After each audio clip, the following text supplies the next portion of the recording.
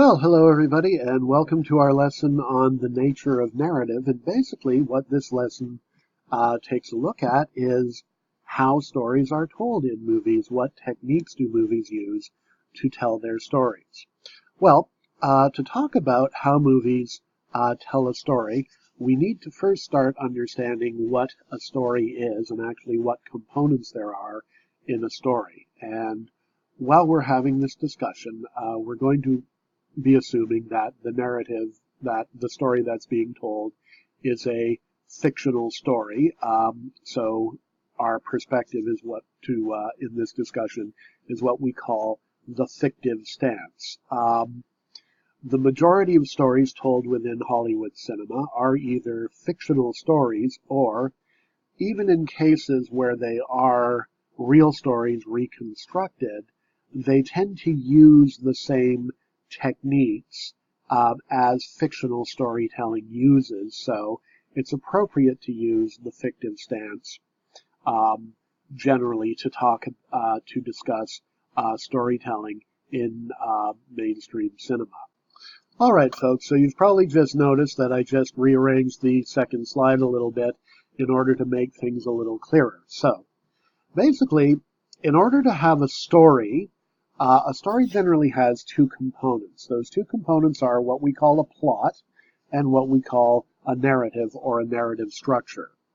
The plot of a story is all of the events that make up the narrative of the story in their proper chronology or in their proper timeline. The narrative structure of the story is the structure that's used to present those elements. And generally, there are three types of narrative structures that can be used. The first, and the most often used, the most predominant, is what we call a linear narrative. The story starts at one point in time, ends at another point in time, and simply goes straight through all of the events of the story without any flashbacks or flash forwards. So we see this in Doctor Strangelove, which uses a linear narrative. The film starts off with Ripper's decision to order the wing to bomb Russia, ends with the destruction of the world, and doesn't flash back or flash forward through those events. Death Becomes Her also uses a linear narrative structure. The film starts off while the characters are in their 30s and constantly progresses forward in time until finally one of the characters has died and the other, Ernest, has died, and Helen and Madeline are both very old. Even though there are gaps, there is a jump forward of 7 years, and then another jump forward of 7 years, and then a final jump forward of 37 years, the narrative is always moving constantly forward. The formal title for those gaps, those jumps forward, is ellipses. So a jump forward in time is called an ellipse, but a linear narrative moves forward in time. A frame narrative has a story that moves forward in time as the main story that's being told, but that story is placed in a context, in a frame, which influences how we view the story. So a good example of a frame narrative would be The Cabinet of Dr. Caligari. The story is framed as the young man supposedly telling the story of his life experience to an older man, and what we find out at the end of the film is that the young man telling the story is actually a patient in a mental hospital and has a delusion that Caligari has been his tormentor. So the final twist at the end of the film is that none of the events in the film probably actually happened. And what a frame does is it usually gives us a context to interpret the events of the film. Night of the Hunter also begins with a frame. It begins with the image of Mrs. Cooper as a sort of universal mother whose job it is to look after children. The final type of narrative that we see is a fractured narrative, and this is basically a narrative that flashes back in time and forward in time and jumps back and forth in time. And we saw use of a fractured narrative in Night and Fog. Now, generally speaking, in literary works, there are three types of narration, or three perspectives by which we view events that are unfolding. The first is called a first-person narrative. We are usually seeing the events through someone's perspective. So when we're reading a book, this is when a person is telling us, this happened directly to me. So you are seeing everything that happened through this person's perceptions. I walked into the office and this happened to me. Second-person narration, very rarely used in films and literary works because it's a direct address to the audience. We do see it sometimes when an actor will step out of character and speak directly to the audience. Early in the course I mentioned, in a Woody Allen film, there's a brief instance where he suddenly turns around, addresses the audience, and says, "You heard her. She said that 30 seconds ago. She's denying she said it." This is also sometimes called breaking the fourth wall, but this is basically when a character addresses the screen directly. Or there's a funny bit in Monty Python and the Holy Grail when an actress is portraying a scene, turns to the camera and says to the audience, "Do you like our scene? I think our scene is one of the best scenes in the whole movie." So this would be a second-person narration. A third-person narration is when we are watching events that happened to other people objectively. Now, film, by its very nature, is firstly in the third person. However, there can be some techniques that are used to convince us that temporarily what we're seeing is in the first or second person. So the camera, by definition itself, is an objective recorder or capturer of events. The camera is not a character that someone happened to, something happened to. So film, by definition, is in the third person. However, subjective shots can create a first-person perspective briefly, as can a voice-over narration. So a little bit earlier in the course, we saw an example of how a voice-over narration is used to create an illusion that what we're witnessing is a first-person perspective. In the clip from a film, A Christmas Story, which purports to be the memories of a man who is now an adult of the Christmases that he experienced when he was a child. So here again is an example of how this first-person perspective can be created through the use of a voice-over narration. So here is how the recording of the voice of the character of Ralphie as an adult is convincing us that what we are seeing are Ralphie's own memories of his own experience as a child. Shepherd, A Christmas Story. My mother, grabbing for her copy of Look magazine, would find herself cleverly trapped into reading a Red Ryder sales pitch. The real-life author of the book on which... Now, another way in which the illusion of a first-person perspective can be briefly created is through the use of what's called a point-of-view shot, and this is actually not a camera shot or a camera angle, but is rather an editing technique that allows us to see momentarily exactly what another character is subjectively seeing. So here we have an example of the famous point-of-view shot from Frank Capra's film It's a Wonderful Life. So here what we're about to see is George is looking at a telegram. We'll then see a shot of what George is seeing, and that shot of what George is seeing is the point-of-view shot. So this is the moment at which where the cinema does assume briefly a first-person perspective. But otherwise, in the two shots that frame this, we're perceiving George as objective observers. We're not seeing what George sees. So here, looking at the telegram, here's a shot of what George exactly sees. Your son Robert died. And then now George looks up again. So we can have another look at that. George is looking at the telegram. Point of view shot here. This is what George sees. Your son Robert died. And then finally, back to the third person shot of George looking forward.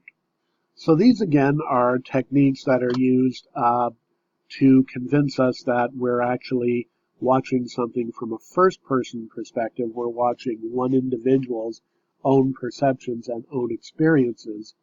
But in most cases, film tends to assume a third-person perspective. And again, film is a collaborative act, meaning that the meaning of the film, the meaning of the story, is not just a function of the screenwriter or the director, it's a function of a coordination of all of the elements that we've been discussing this semester. So films are no longer perceived as having one sole author. Filmmaking is perceived as being a collaborative act. Now, the prevalent narrative type in popular cinema to the current day, and certainly during the classical Hollywood period from the 1920s to the 1960s, is what is called the classical Hollywood narrative. Basically, classical Hollywood narratives involve one main line of action. There may be other subplots going on, but the film is primarily concerned with one line of action. So, for instance, in Night of the Hunter, the main line of action of the film is that Harry Powell comes to the house, marries the mother, murders the mother, and then the two children eventually escape to be with Mrs. Cooper. But there are also several subplots going on in the film as well. Primarily, there's a subplot between the friendship between John and Uncle Bertie. There's a subplot involving the relationship between the Spoons, and another subplot involving Ruby leaving Mrs. Cooper's house under the guise of attending sewing lessons to have dates with men. But generally speaking, films tend to follow one main character who is pursuing a goal. Night of the Hunter is about John and his attempts to be safe.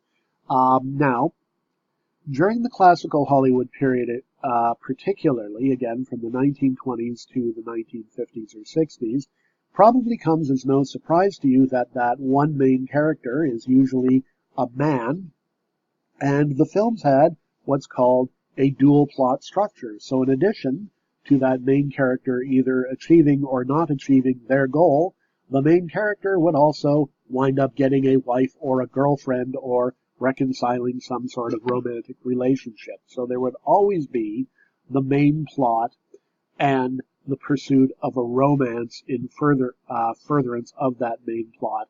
In the majority of cases, there are exceptions. Now, classical Hollywood narratives tend to follow a cause and effect narrative structure. One event will follow another event.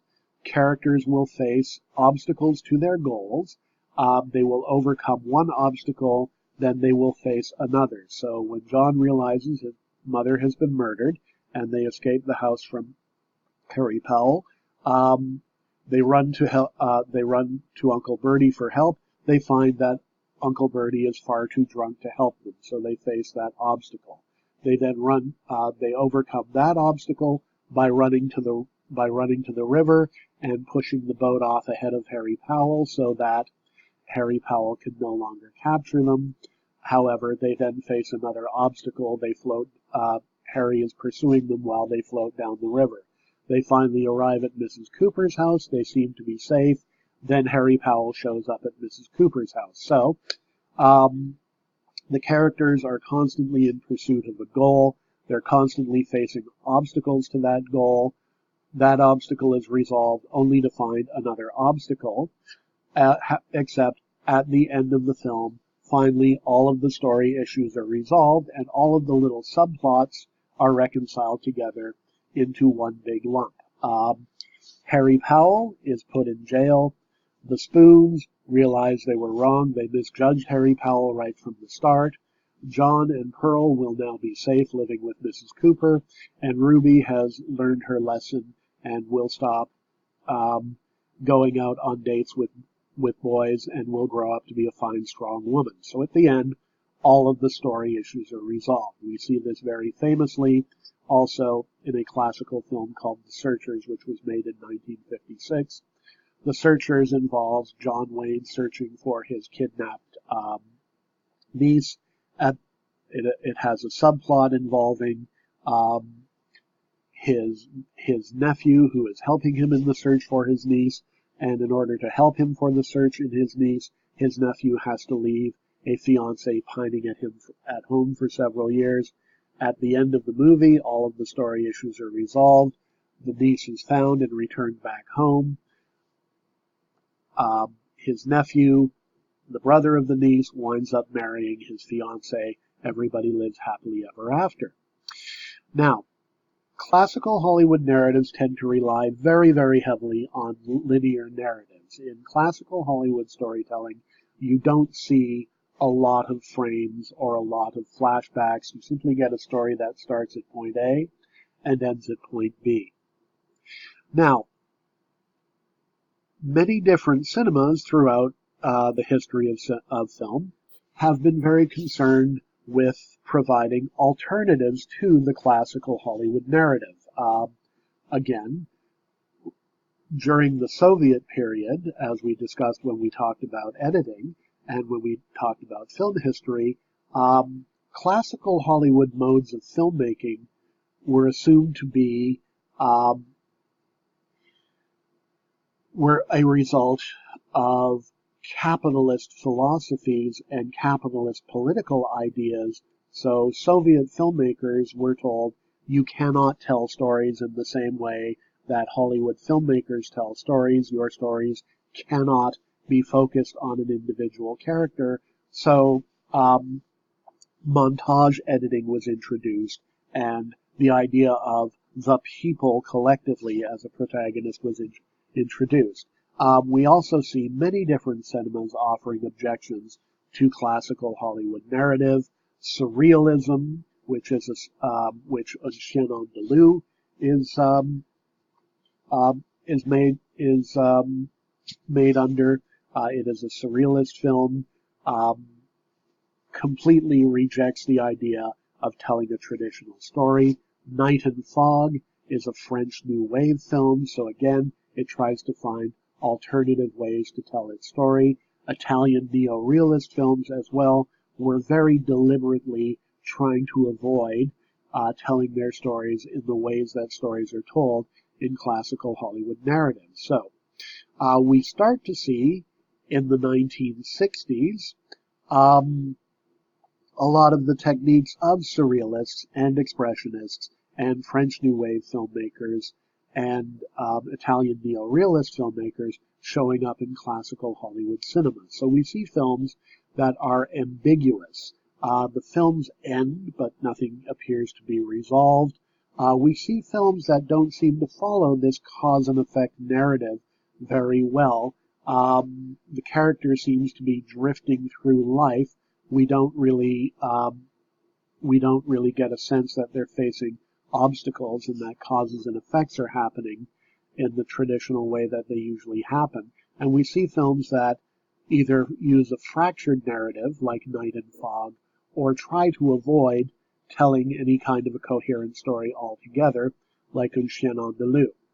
We tend to find these alternatives to storytelling designs in independent cinema, apart from mainstream cinema. We see it in avant-garde cinema, so experimental films that are being made to sort of deliberately try to push the envelope of storytelling techniques, and we see it often in European and foreign film traditions, as we did with Persona as well. Remember that Persona like Man with the Movie Camera, begins and ends with a frame of a projector lighting up to show you the film, and at several points disrupts its own narrative and reminds you very strongly that it's a film. Now, what the viewer contributes to narrative is that what the filmmakers do is they give the information to the viewer and enough information to allow the viewer to create the story for themselves. So this is a paradigm of criticism that we call reader response criticism. And again, the idea is that a film or any kind of a story doesn't mean anything until somebody consumes the story and decides what it means. So what stories work on is the viewer's desire to know what will happen next, so that what the story does is it gives the viewer enough information to keep the viewer interested. The viewer tries to find patterns in the film to determine what will happen next, and hopefully at the end of the film, the viewer will have been involved in the film, will have created a coherent story for themselves, and will have found the movie to be a satisfying experience. Now, genre, the idea of genre is very, very important to especially to mainstream Hollywood storytelling, because different genres of filmmaking have different conventions, different stylistic techniques that we see in the way that they tell their story.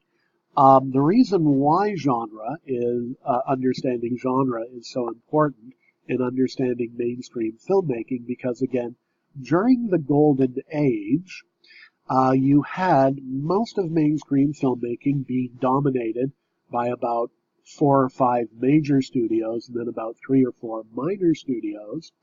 And as anybody who has taken a marketing course will ever tell you, the most effective way to market a product is by positioning your product. In other words, you are telling the potential consumer of your product how your product is positioned against other products which are similar to it. How your product is different. What does your product offer that other products don't do? So, by the 1920s and the 1930s, the mainstream the mainstream studios, I should say, in Hollywood had figured this out and actually decided to focus on specific genres. The major American film genres are the Western, the gangster film, the musical, the horror film, science fiction films, war films, and film noir. So whenever you hear a critic referring to genre films, they're usually referring to a film that takes place within these specific genres. Now, the Western,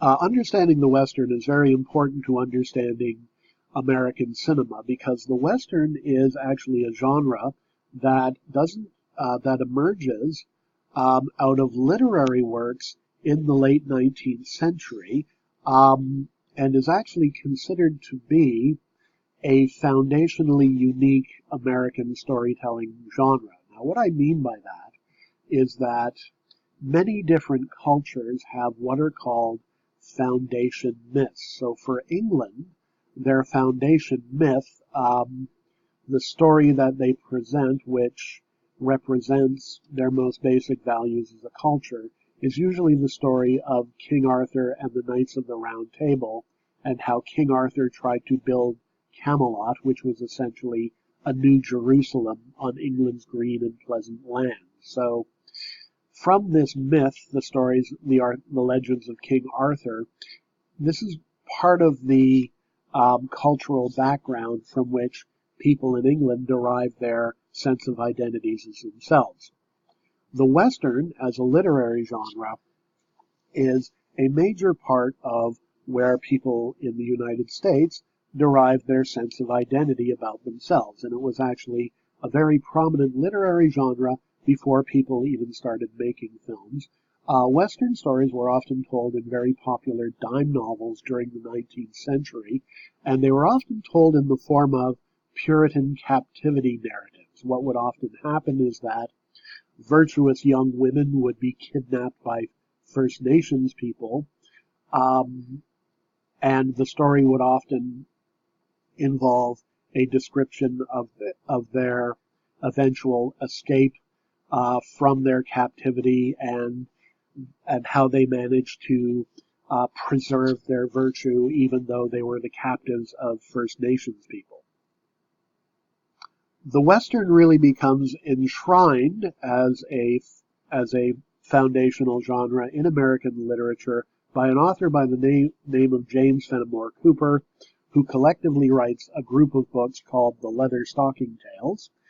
He writes them between 1823 and 1841, and they involve a character named Nathaniel Bumppo, Natty Bumppo, who, as a very young boy, his parents are killed.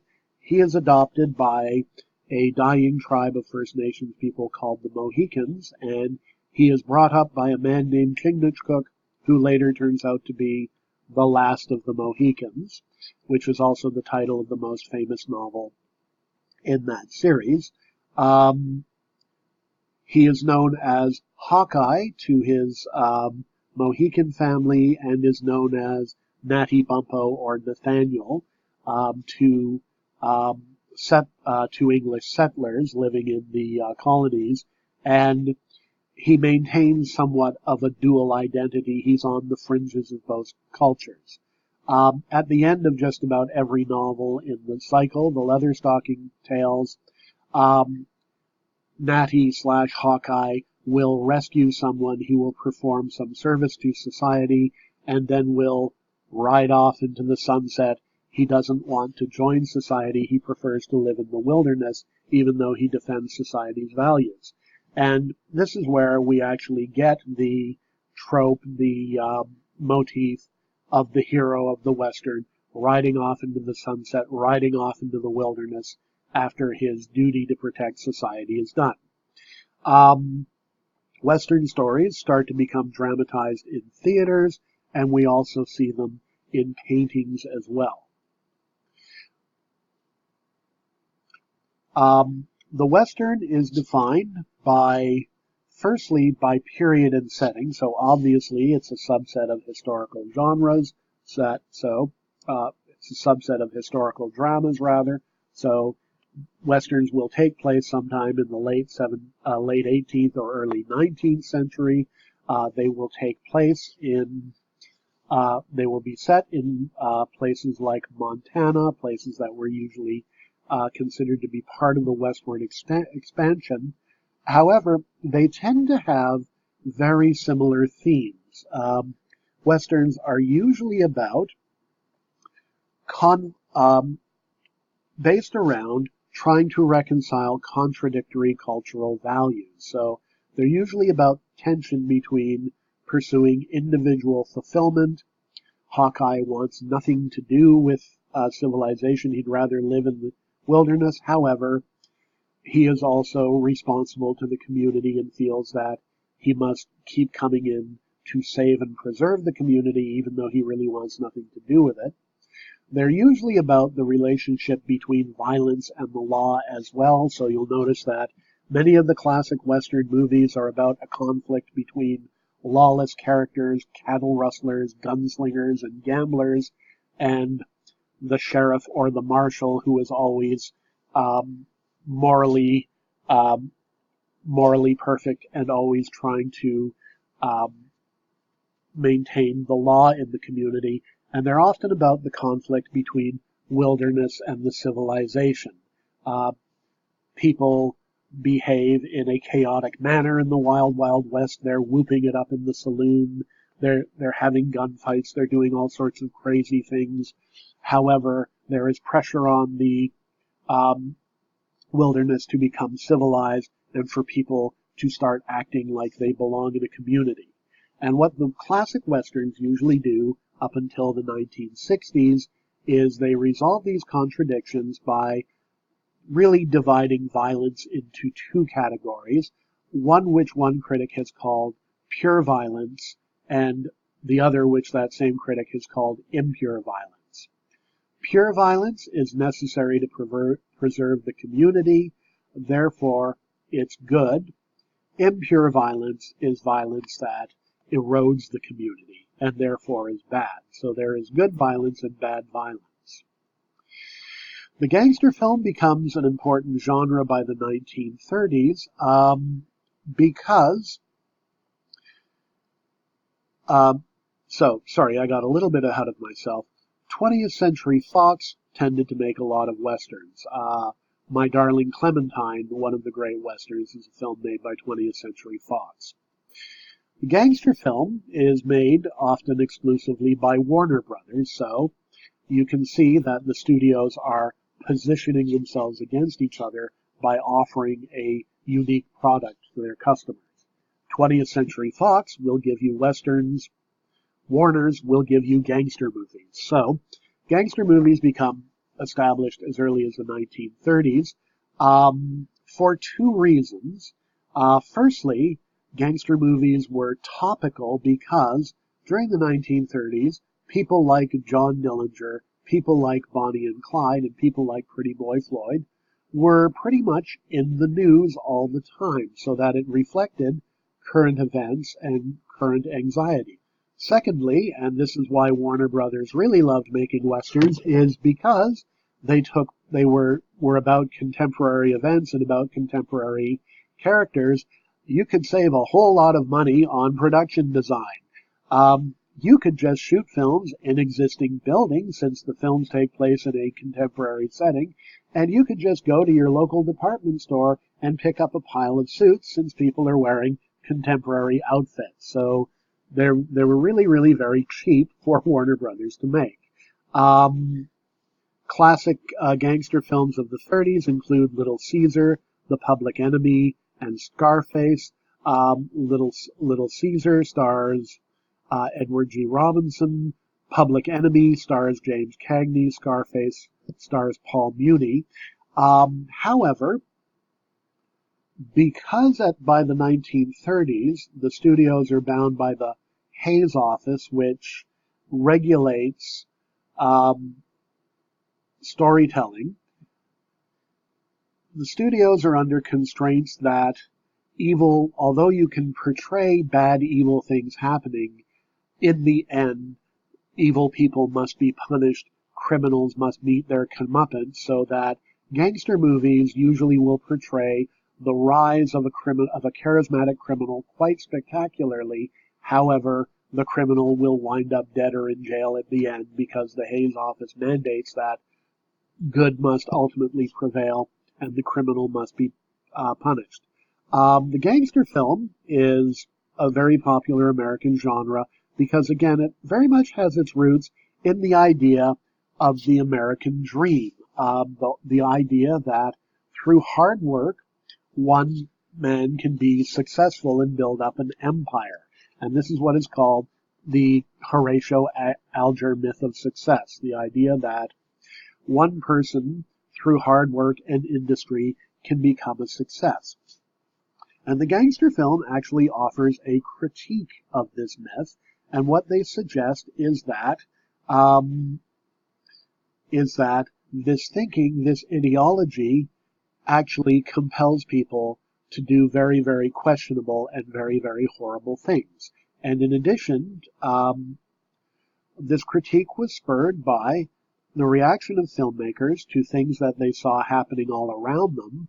Firstly, the Great Depression, and with the Great Depression you saw a huge increase in crime. Secondly, prohibition is basically what gave the mafia all of its power in the United States. When the Volstead Act was put through and liquor was no longer legal in the United States, the mafia was more than happy to give people, to distribute liquor to people, creating a huge demand for their product, and this basically entrenched the mafia in American society. And the mafia were merely perceived as being a 20th century iteration of 19th century robber barons. These again were people who, through trade and forming corporate monopolies, would amass a huge amount of wealth, usually at the expense of underpaying their workers. Now, musical, we tend to see MGM doing a lot of musicals. Why? Because musicals are tied to the beginning of sound filmmaking, and generally speaking, because musicals have very, very elaborate production, have to have very, very high production values, because musicals are, by their nature, spectacular. They have beautiful costumes, intricate dance routines, glorious songs, meaning you need to have and pay glorious singers, tend to be very, very expensive. So MGM made a lot of musicals. Their big director of MGM musicals in the 1930s, one was Busby Berkeley. He came to MGM from Warner Brothers. He was famous for integrating the choreography that you see on stage with special visual effect, kaleidoscopic effects that can be created in post-production by manipulating lenses. He's very famous for a film called Gold Diggers of 1933. The other figure of the 1930s who extends into the 1940s and 1950s at MGM is Arthur Freed. Arthur Freed was a producer who collaborated with several directors, among them Vincent Minnelli, Fred Astaire, and Gene Kelly. Gene Kelly and Fred Astaire, by the way, were also very important dancers and actors. And MGM musicals, especially during the war periods, became very, very popular because they featured a very escapist kind of entertainment. Now, the musicals of this period are generally a direct replacement of the kind of experience that people used to go to the old vaudeville theaters for. So remember that old vaudeville performances were basically, you would pay your money, sit down, and see several different acts. You would see a comedian come on. Then you would see singers. Then you would see dancers. Then you would see a magician. Then you might see a ventriloquist. Then you might see somebody else. So storylines in musicals are usually very, very lightly plotted. The storyline is simply there just as an excuse to get the next singer, the next dancer, or the next performer on stage, and to at least provide some context for the song that is about to be sung. So it tries to give you this similar experience to vaudeville theater. So this is why musicals are often very, very light in plot. And because people usually don't just burst out into song out of nowhere in everyday life, the musical is a very, very stylized genre. So to be consistent with this idea of people bursting into song out of nowhere, usually the photography is very stylized, the editing is very stylized, and the production design is very stylized as well. You see very vivid, bright, warm colors in musicals.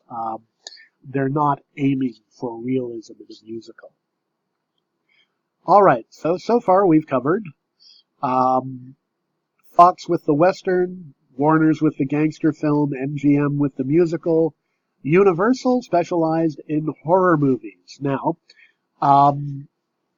during the silent era, what starts to happen from the mid-1920s on is a lot of the great German expressionist filmmakers, like F.W. Murnau, like Fritz Lang, they realize that being a progressive cultural artist who offers a social critique in a fascist country probably isn't going to be very conducive to your health. So what these people do is they move to Hollywood and start making films.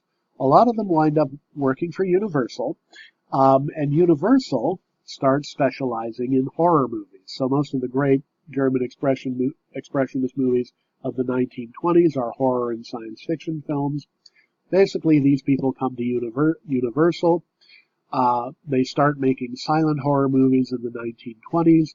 Sound horror films start getting made in the 1930s. They rely heavily on the techniques of German expressionism. However, the stories they relate are the stories of 19th century English literature. Dracula, Frankenstein, the Mummy, the Wolfman.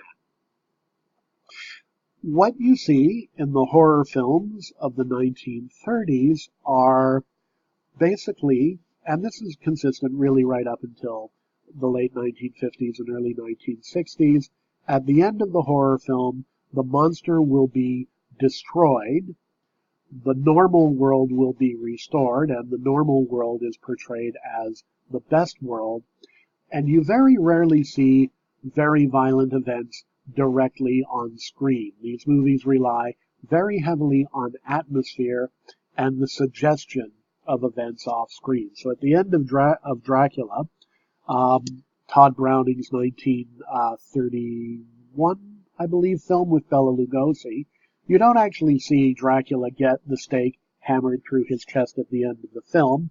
You rather see him lying in his coffin. You see, I think it's Van Helsing wandering up to the coffin with a hammer and stake.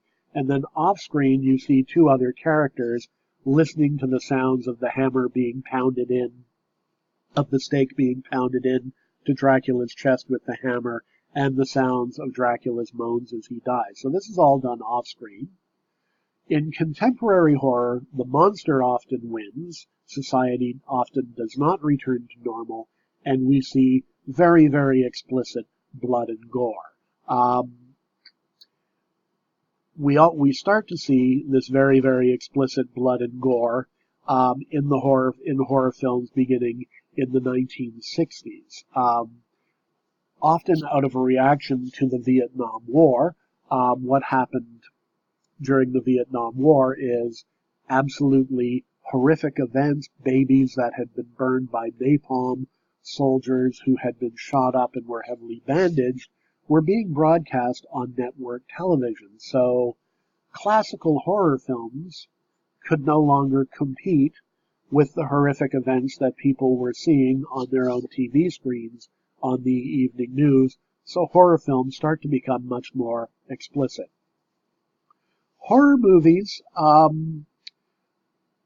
usually questioning the whole issue of normality and humanity. What is it that makes us human? What is required to remain human? Are people like serial killers and psychopaths? Are they still people? Are they still fundamentally human? And what is the dividing line between people like that and people like us? And is that dividing line as discrete as we like to think it is? In one of Wes Craven's classic horror films, The Hills Have Eyes, what happens at the end of the film is that, yes, the psychopaths are vanquished, but in order to vanquish the psychopaths, the normal people have to adopt the techniques of the psychopaths, so they basically have to do the same things as the psychopaths. Science fiction, we actually see with Méliès, who I discussed when we talked about visual effects, we actually see a flourishing of early science fiction films in the 1890s and early 1900s. But science fiction films are very rarely and inconsistently made after the early silent period. They don't actually start to emerge as a major genre until the 1950s, for two reasons. Firstly, during the Cold War, there is an emphasis on space travel as the U.S. and Russia want to be the first to get to the moon, to beat themselves to the moon. So people start becoming very interested in space travel and, gee, what's out there? So what kind of aliens could be coming to space?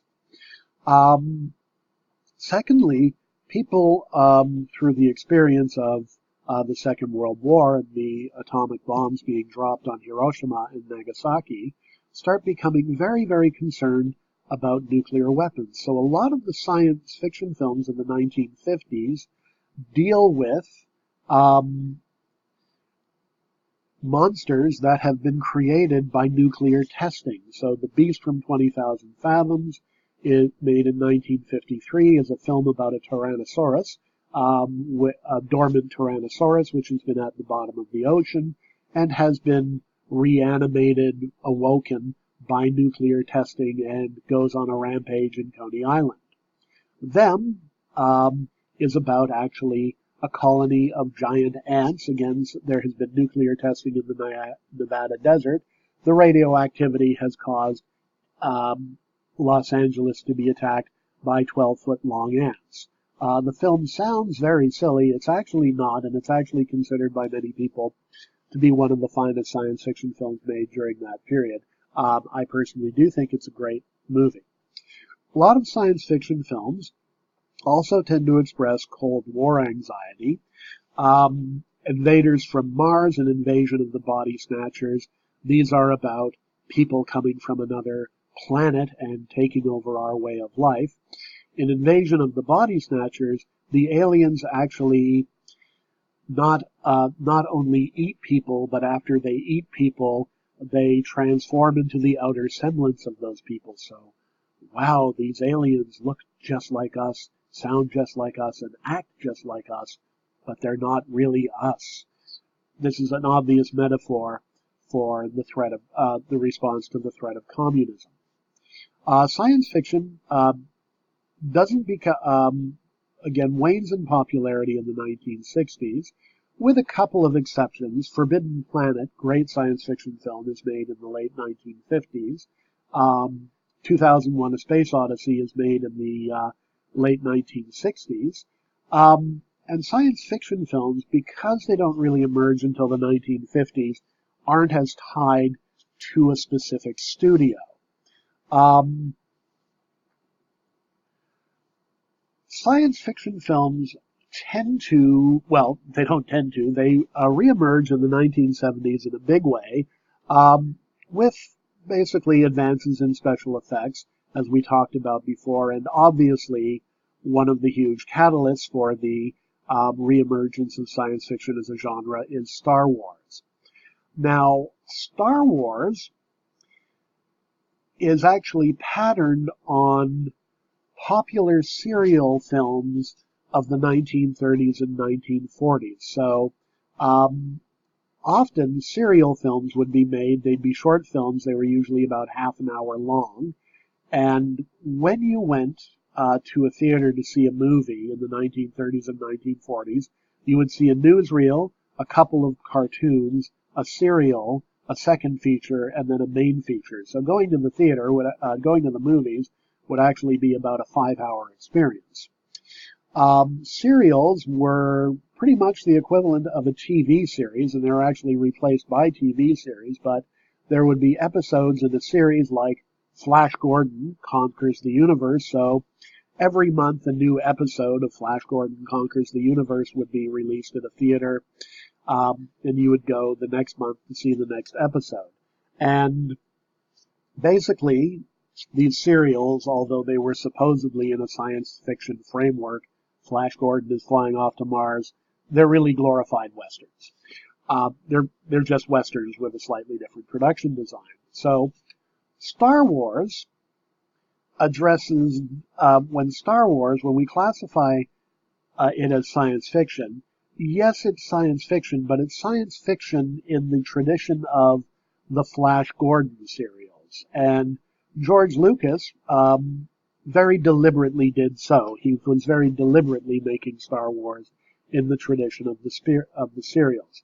The other tradition in science fiction are the speculative films, like 2001: A Space Odyssey, like Forbidden Planet. These are films which use futuristic or fantastic settings in an examination of contemporary life. There are some science fiction films that are what we call utopian. They present a future society where disease has been eliminated, everything is perfect, and for some reason we all wear togas, but most of them are what we call dystopian films. The future is going to be a bad place because of things that we are doing right now. So for instance, in Blade Runner, wonderful film released in 1982, people are living very grim, very unhappy lives. It's always dark and it's constantly raining because of damage that's been done to the environment. Human life is violent and cheap. Very early on in the film, Harrison Ford is told, if you're not going to be a cop, that means you're little people, which basically means your life is meaningless and that if you're murdered, no one will notice. And they're usually about a government that is no longer democratic.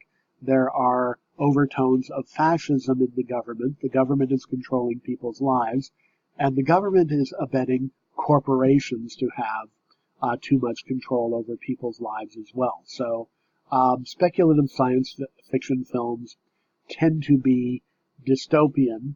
They tend to dramatize current problems that are relevant to us by speculating on what is the ultimate consequence of this for the future. So we are now starting to heavily rely on artificial intelligence and computer technology now.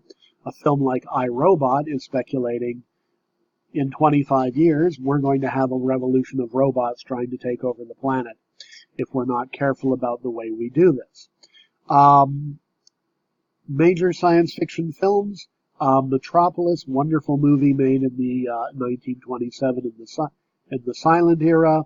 In the sound era, a few films I've mentioned, 2001: A Space Odyssey, the Star Wars series, the Star Trek series.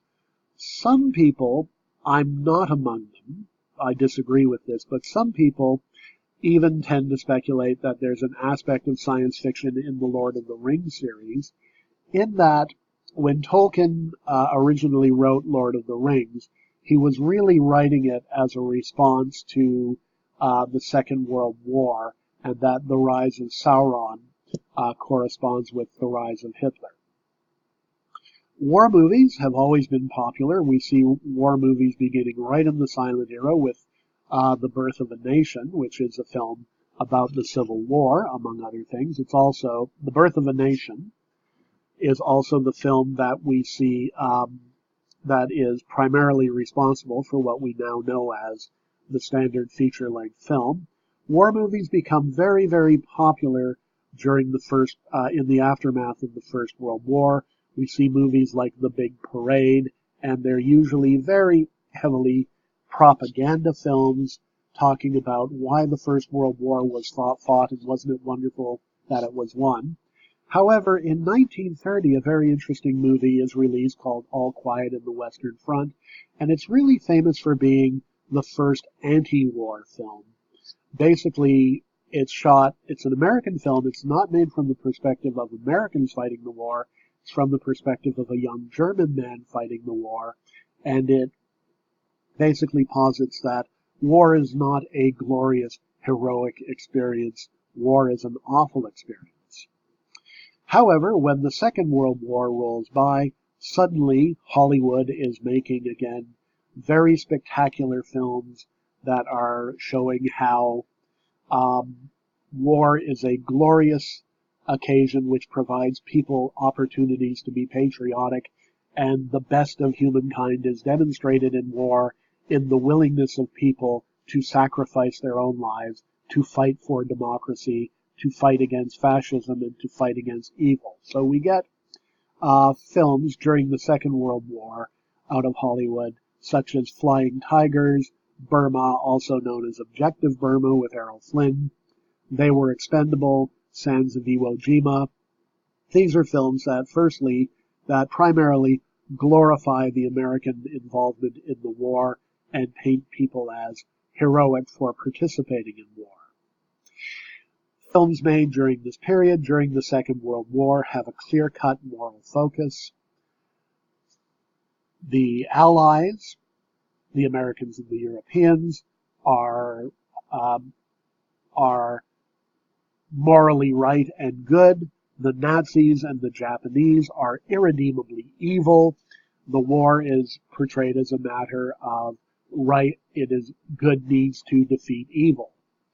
Now, in the 1960s and in the 1970s, because of the Vietnam War, in mainstream Hollywood cinema, we see a huge shift in this portrayal of war. Movies like Apocalypse Now and Platoon and A Bridge Too Far, which I think is a very underrated movie and a great movie, portray war as a terrible, terrible, awful experience which simply degrades everyone involved in it, and they're usually very, very distrustful of the political motives behind war.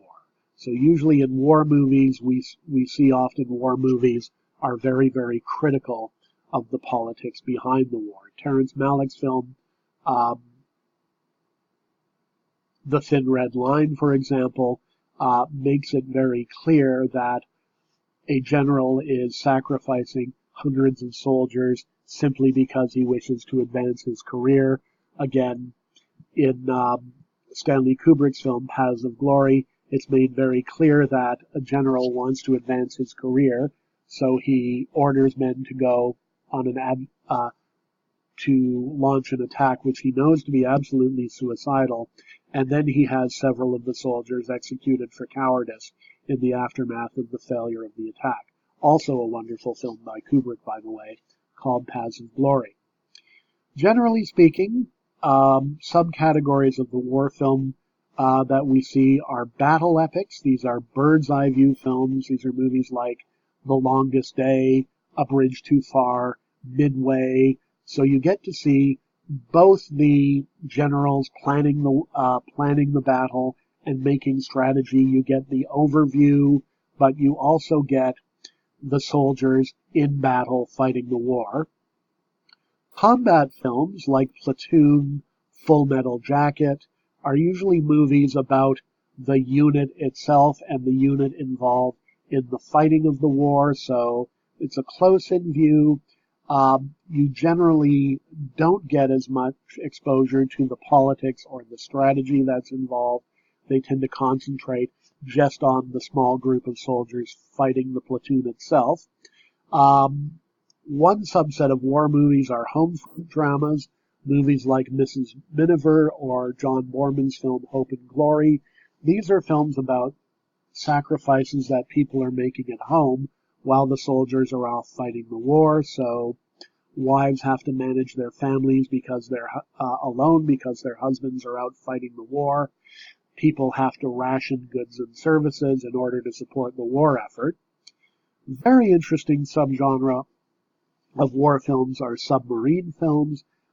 These films draw on the sense of claustrophobia that ensues when you're in a submarine at the bottom of the ocean. The water pressure is constantly threatening to crush the submarine.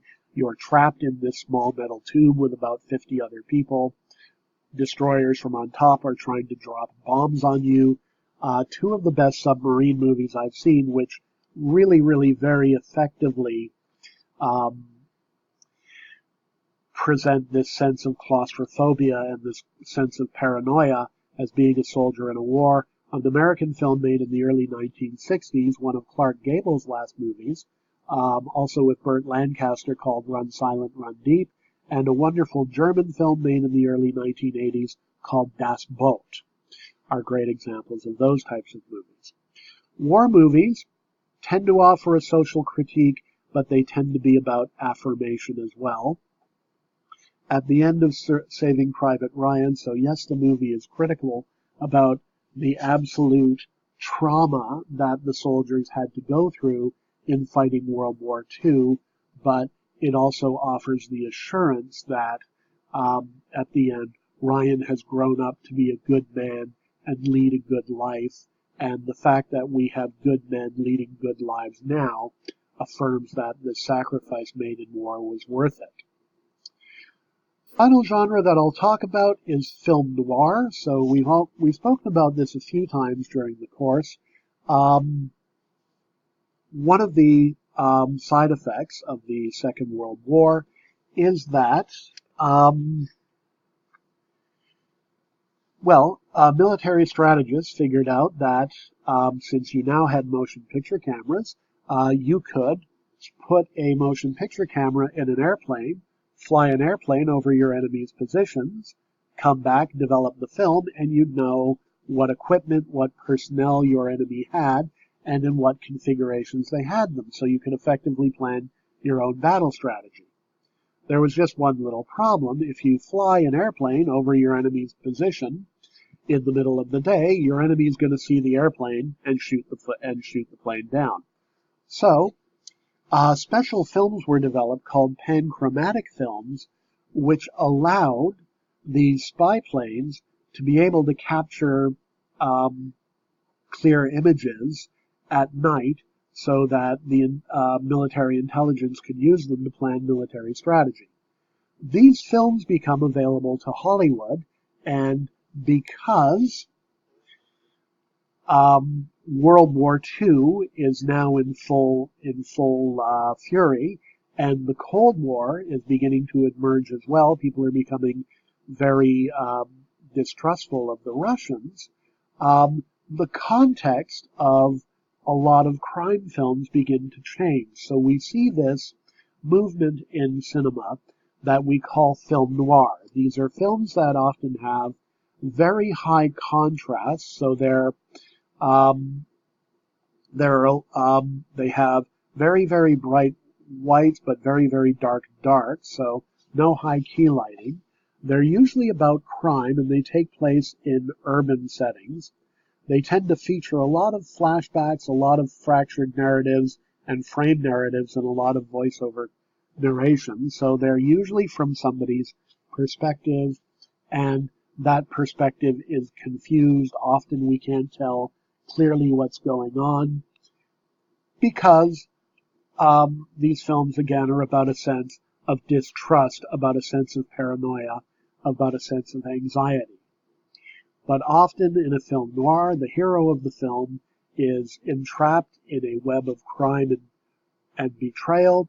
The hero is likable, but is also very cynical, very what they call hard-boiled, and it's fairly obvious from the beginning of the film that the hero is doomed. Bad things are going to happen to him that he doesn't see coming. Usually, these bad things are often brought about because the hero allows himself to become involved by a seductive but dangerous woman called a femme fatale. Now, femme fatales are usually women who are they are dishonest, they are manipulative, they are cunning, they misrepresent themselves to the hero of the film and use their sexuality to manipulate and exploit the hero of the film. So they're very definite. So a lot of people argue that this is not a very flattering portrayal of women. However, a lot of critics do suggest, however, that the femme fatale actually does represent a bit of an evolution in the portrayal of women in mainstream cinema. Prior to film noir, women are usually portrayed as passive and weak and are usually there simply to give the hero some kind of a love interest. The fact that the femme fatales know how to use their sexuality to manipulate men and choose their own partners, many critics do see this as, although it's not a very flattering step forward, they do see it as a step forward in the portrayal of women in Hollywood cinema. Although these are bad women, and they always wind up in jail or dead at the end of the movie, they are women who choose their own partners, and they are women who exercise some sort of a sense of agency. Obviously, the key visual influence on film noir is German Expressionism. Because panchromatic films are now available, which you can use to shoot at night, film noirs are often shot in real locations under real city streets. So their visual design will emphasize shadows, darkness, and low-key lighting. And again, as we discussed early in the course, nothing emphasizes moral conflict than good black and white photography, which has a lot of contrast and shadows. So film noirs are usually about a moral struggle going on within the main character. He faces a moral dilemma at the same time that he is getting ensnared in this web of crime and betrayal exteriorly. When color becomes along and when color becomes the dominant paradigm, what we see are a group of films we call neo-noirs. So the first, officially, the first film noir film is called The Maltese Falcon, although both Casablanca and Citizen Kane are also heavily informed by film noir. But officially, the first classical noir is The Maltese Falcon. Officially, the last classical noir is a wonderful film by Orson Welles called Touch of Evil. That doesn't mean that film noir goes away. People keep making noir films, but because audiences now expect color, people make noir films in color. So Ridley Scott's science fiction film Blade Runner is also often categorized as a neo-noir. It contains all of these thematic elements that we've associated with film noir. It's simply shot in color. Color does tend to soften shadows and weaken contrast. However, inventive filmmakers can use color effectively when making neo-noirs as well. All right, well, I hope you've enjoyed our discussion on the nature of narrative. Please do let me know if you have any questions, and I look forward to seeing you in class. Thank you.